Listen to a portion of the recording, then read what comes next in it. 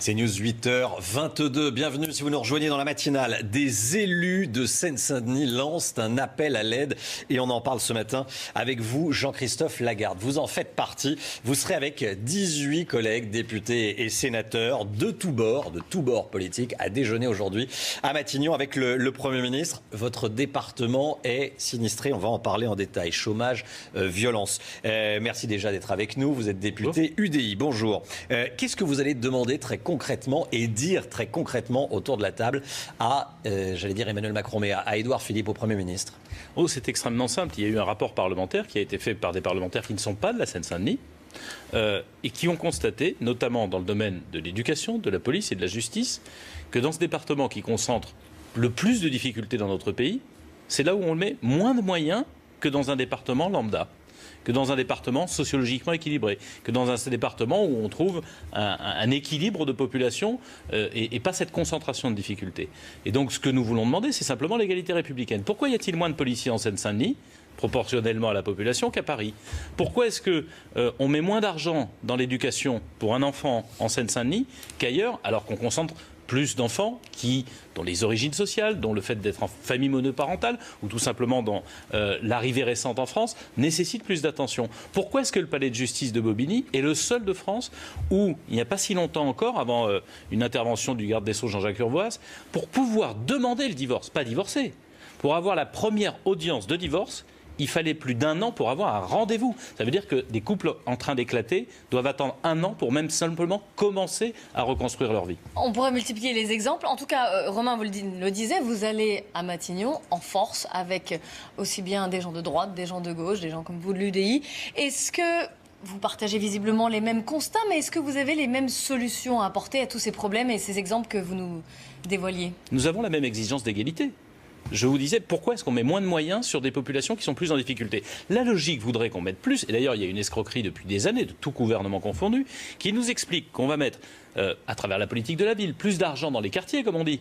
Mais il n'y a pas plus d'argent dans les quartiers parce qu'on en met déjà moins au départ. Ça ne compense, avec la politique de la ville et les efforts, les annonces dont vous faites régulièrement état, même pas le fait qu'en politique normale, un enfant, un retraité, un chômeur de Seine-Saint-Denis, on s'y consacre moins que s'il habitait en région d'Île-de-France, les Hauts-de-Seine ou en province, dans les Alpes-Maritimes ou dans la Creuse. Voilà la réalité. Et donc, évidemment que depuis le Front de gauche jusqu'aux Républicains, en passant par l'UDI, par LRM, on n'est pas tous d'accord sur tout. Mais sur une chose, oui, et c'est ce qu'on veut dire au Premier ministre, maintenant que des parlementaires objectifs qui ne sont pas, parce qu'à chaque fois que nous on réclame, on dit c'est parce qu'ils sont les pleureuses, si j'ose dire, qui montrent à combien l'État a abandonné ce département. C'est pas la peine de le montrer du doigt en permanence et de le laisser abandonner. Maintenant qu'on sait, vous n'avez pas le droit de rester immobile, au moins donner à la Seine-Saint-Denis les mêmes moyens. Je vais vous dire, en vérité, on devrait avoir plus de moyens puisqu'il y a plus de difficultés. Mais si déjà on avait les mêmes moyens, ça permettrait de rétablir un peu d'égalité républicaine. Mais on enchaîne les plans,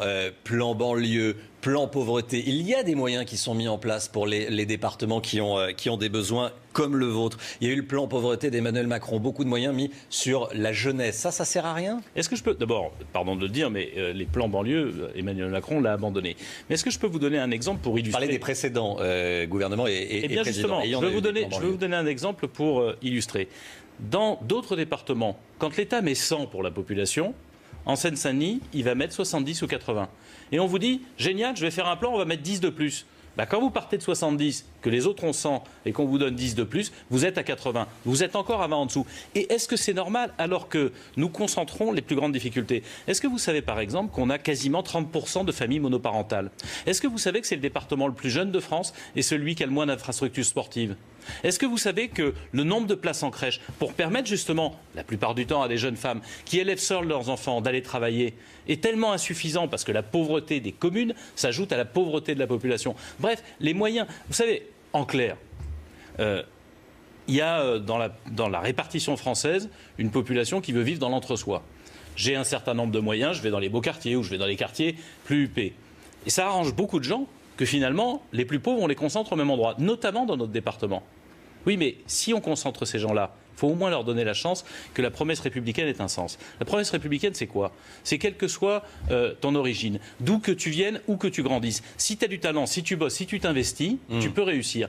Et il se trouve que ce n'est pas le cas dans notre département. Vous montrez souvent la Seine-Saint-Denis parce qu'il s'y passe des choses anormale, entre guillemets, elle est souvent montrée du doigt. Moi, je vais vous dire une chose. Il y a 1 500 000 habitants dans ce département. Ce sont des gens normaux. Ils aspirent à la même chose que vous.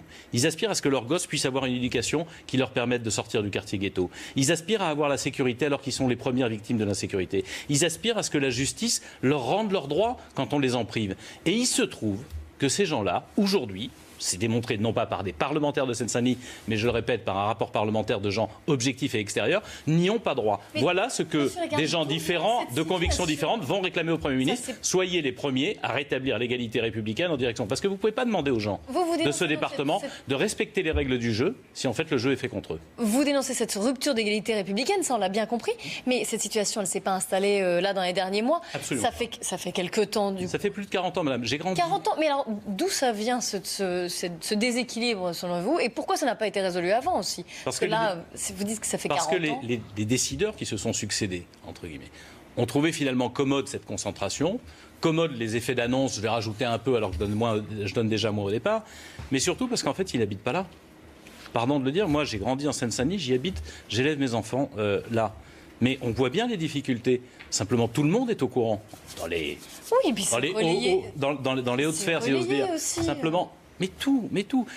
Comprenez bien que, par exemple, le fait que dans l'éducation nationale, nous ayons la plus grande proportion de France d'élèves enseignants, c'est-à-dire de gens qui sont en train de se former, alors que vous avez les enfants qui sont plus en difficulté, vous avez besoin... Oui, les jeunes profs vont dans les écoles, vous avez besoin d'enseignants qui sont confirmés, qui sont capables de les entraîner. Un mot des questions de sécurité, Jean-Christophe Lagarde.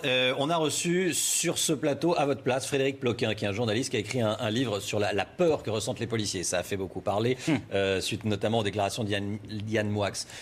Vous n'avez pas peur dans votre circonscription, vous allez partout, dans toutes les cités? Je vais partout et je n'ai pas peur, mais j'ai trouvé ce que disait M. Moix minable.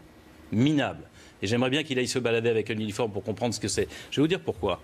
Parce que là aussi, la plupart du temps, les policiers qui arrivent en Seine-Saint-Denis, ils sortent de l'école de police. Ils ne connaissent pas encore leur métier. Ils l'apprennent. Ils ne connaissent pas forcément la ville, évidemment, dans laquelle ils se trouvent. Ils arrivent pour la plupart de province. Et ils partent avant d'avoir appris leur ville et appris... ça crée des tensions. C'est comme pour les professeurs. Mais finalement... J'ai été frappé, ça fait... je vis là depuis toujours, mais j'ai été élu il y a une vingtaine d'années. À chaque fois qu'on reçoit un préfet, un sous-préfet, ils arrivent avec des a priori. Ils repartent en disant ce département est passionnant. Ils repartent en général transformés. Ils n'ont pas eu les moyens de transformer. Mais eux, ils comprennent que, vous savez, finalement, ça tient en Seine-Saint-Denis beaucoup par les 40 maires dont je dis qu'ils sont des héros de la République, les maires adjoints et les associations qui sont là. Merci, si l'État faisait autant de boulot que les maires et les associations, alors à ce moment-là, on ne serait pas en train de parler de la Seine-Saint-Denis, on parlerait de la République.